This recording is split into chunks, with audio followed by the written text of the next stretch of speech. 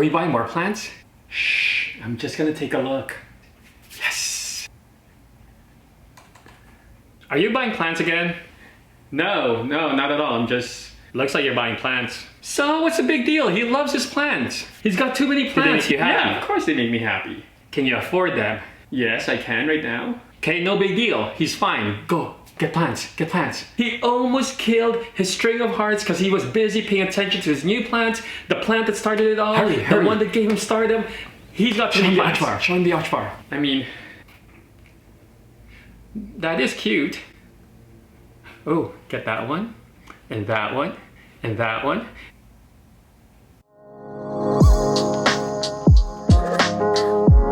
Hey guys, what's going on? Welcome back to my channel. So here we are doing our last and final houseplant haul of 2020. Yes, it is for sure our last one. I promise you guys. I know I said that about 2 months ago to then only find ourselves getting some plants about 2 weeks ago. And yet here we are back at it. And the truth is, the reality is I do love plants and I'm crazy about them. So whenever I do get a chance to acquire some of these plants I want, or it's plants that I didn't think I wanted, but after seeing it, I want them, I will definitely go for it. And to be fair, it is still warm here in Toronto. Well, it was until today when it started to snow. It is quite depressing and sad, but I turn this way, I look at my plants, and next thing you know, I'm all happy again. But with that said, I always encourage you guys to buy responsibly, make sure that you are staying within your means and your budget, and to also only get plants that you know you can care for that fits your current skill level. I'm grateful and I'm thankful to be in the position to obviously acquire some of these plants, partly because of all of you for watching all those ads, so keep doing it. I'm just kidding. But yeah, so I'm excited to show you guys these plants because I did somewhat venture, outside the norm of what I'm used to getting, and I'm really starting to dabble into different types of varieties of plants, and I'm excited because we got a wide range here. We got a couple Hoyas, some succulents, a discidia, a couple aroids, and a begonia. So without further ado, let's get this houseplant haul started. Like always, I like to share with you guys my experience with them and how to care for some of these plants. So we'll start with the tada, a discidia Oyanta variegata. So this is going to be my second discidia, I think. My first one is a platyphilla, but this one's very similar. The difference with this one is obviously the variegation and the shape of the leaves. It has this more oval succulent-like. Now, discidias are related to the Hoya family. They are an epiphyte, so they do typically like to climb on neighboring trees and other plants. And what I really like about this one is the bluish green variegation that starts off here, and as it trails up or it goes over this trellis, it becomes more white and cream color. So really cool. They're obviously succulent-like leaves, which means they don't like to be overwatered. They do prefer a lot of bright indirect light. Now, when it comes to my discidia, I usually like to leave them in the current potting mix they're in. So this one is in sphagnum moss as well as my platyphilla. So I will probably keep them there until maybe the spring, and when we may repot them into a much more well draining and airy type of medium, maybe a bit of cacti soil, a lot of perlite and pumice. But for the most part, they do well for me in sphagnum moss anyway. But yeah, so this one's pretty cool. Excited to have this in the collection. And with discidias, they also do produce very tiny blooms and flowers, which is oftentimes overlooked, but they are really adorable. But yeah, so happy to get this discidia. Now the next two plants are gonna be a couple Hoyas. We'll start with the tada, a Hoya pacharawale. So this is one of those big leaf Hoyas, very cool, and it kind of reminds me of a Hoya sunrise, the shape of its leaf, except this one's obviously a lot larger and bigger. And you guys know I love Hoyas. They do really well for me. I find them really easy to care for. Oftentimes I do just leave them in an area that gets a lot of bright indirect light. Most of them are actually upstairs here in my bedroom, and they are about maybe 4 or 5 feet away from my south facing window.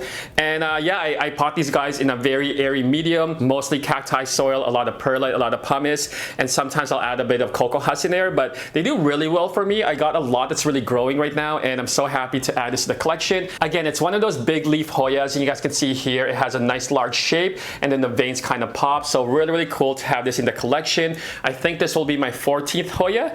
And then the next one I got is also another big leaf one. It is the tada, a Hoya doyentang. So this one's pretty cool. I love the raindrop shape of its leaf, and it has that little tip at the end. Again, the veins pop, really cool. It's a nice large leaf, and I was so happy to get this one in the collection because a lot of these Hoyas move really quickly whenever they do a restock. But yeah, really awesome. And like I said, I find Hoyas really easy to care for. If you've never owned a Hoya, I suggest you guys get one.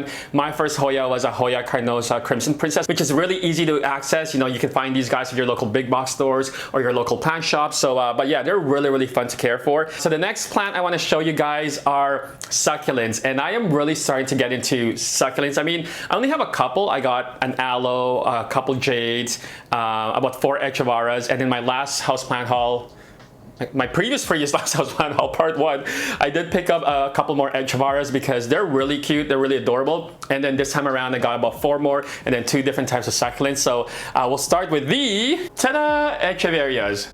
So I got 4 different kinds here that I got, and the one thing about echeveras I really like is just that rosette look it gives you, and they come in so many varieties and different colors, and I think that's the reason why I'm starting to really get into succulents is colors. Like, I really do want to add a bit more colors to my space, especially with all these houseplants I have. I mean, I love my plants, and it was definitely dangerous getting into succulents. Like most genus of plants or variety of plants, whenever I start to like one, I end up, you know, heading down that rabbit hole, and next thing you know, I want to collect them all, and that's exactly what is happening right now. This one is the tiny burger.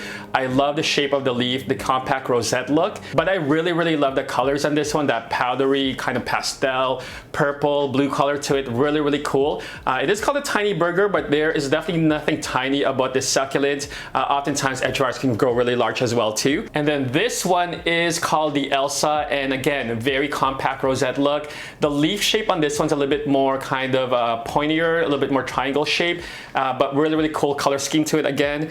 And then this one is called the Silhouette. Again, I love the compact rosette look. The shape of the leaf is slightly different. It has more of that wider one, and then it has those like pink tips on it, which I think is really cool. And then the last echevera I got is the tada, the ebony. Now I really like this one because of the hard edges it has.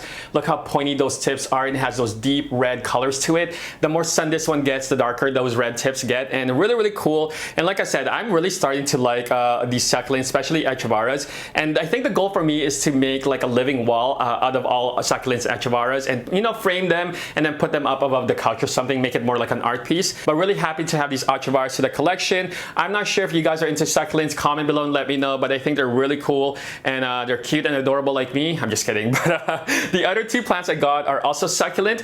They're not echeveras. These ones I've never owned or experienced with, but they are the tada, a sedum, also called like jelly bean type of succulent. So I've never owned one before. Really cool, very unique looking, but I love the gradient colors that this one gives. And this has more of that light green, pink reddish color to it. I wonder if there's like a purple or blue one. I think that would look really cool.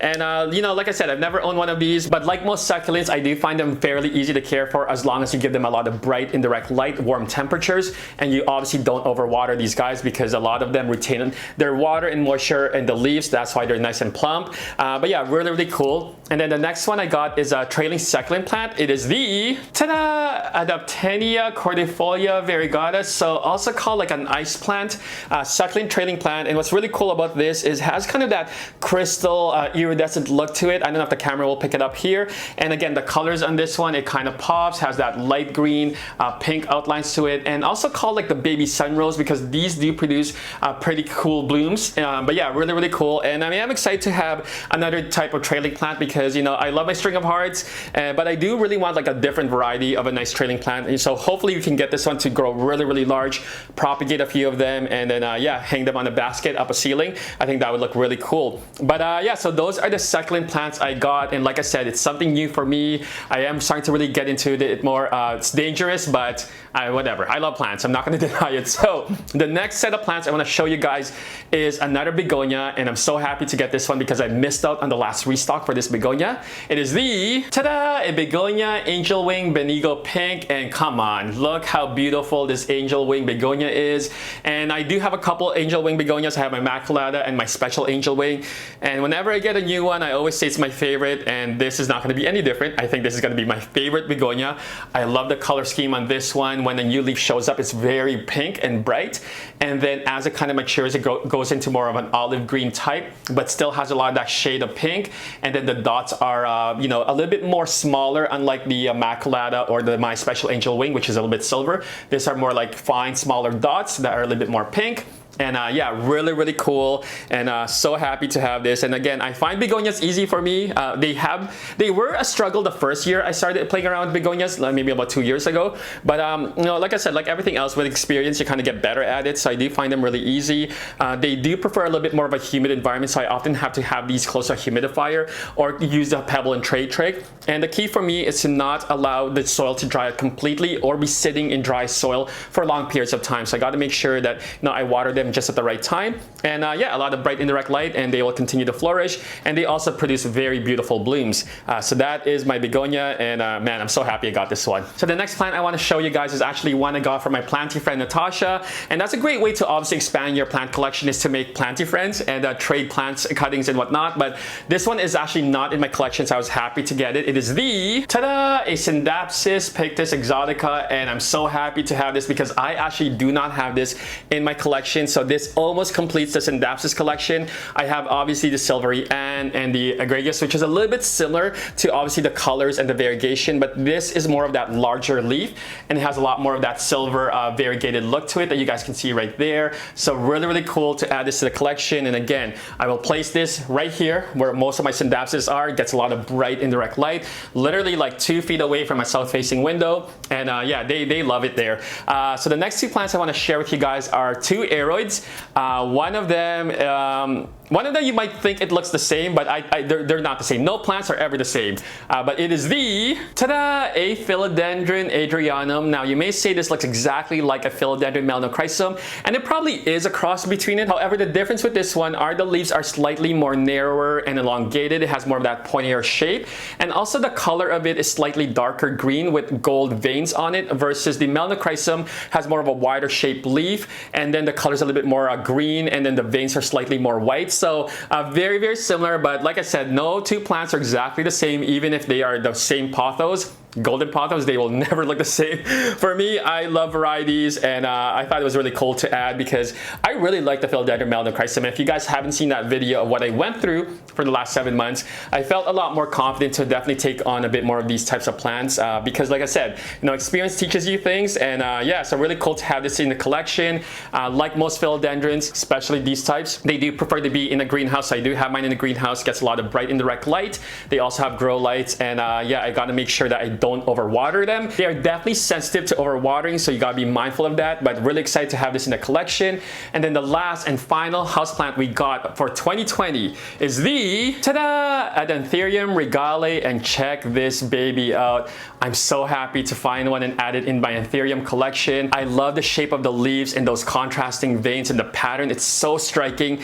It kind of reminds me of lightning bolts that's just like flowing through its entire leaf, and the sinus and how deep that is. It has a new leaf that's growing as well, so really happy to find a nice healthy one. I'm really loving Anthuriums. I think they are so beautiful, and if you missed my Anthurium collection video, I'll link it up here. But I do find them a lot easier to care for than philodendrons, personally for me, as long as you have a greenhouse. So all my Anthuriums are in a greenhouse where they do require a lot of humidity. Anthuriums like Warraquinium or Regali do prefer higher humidity of like 70-80%, but a Clarinarium can, you know, probably handle like a 40-50% humidities. But nonetheless, they're on the greenhouse and they are thriving. And yeah, I'm so happy and so excited to have this in the collection. I think the only other Anthurium I want to add is like a Metallicum, maybe an Ace of Spades, maybe a Vichii. I'm just kidding, but we'll see. But for now, this completes my houseplant haul of 2020. And man, this year, you guys may have noticed I acquired a lot of plants and a lot more difficult and fussy plants, but that's because I really did build a 3 or 4 years of like experience with some of my houseplants. A lot of them obviously started off with a lot of basic and common ones, which are still beautiful, which I love. They really do teach you a foundation of caring for houseplants. And not only do I love to expand my collection because of the varieties, but also the experience and the opportunity to learn from them. But yeah, really happy with this one. So comment below and let me know if there's any plants you guys saw that you like or that's on your wish list, or maybe you own them. Share your experience below. Other than that, hopefully you guys enjoyed this video, and we'll see you guys in the next one. Peace.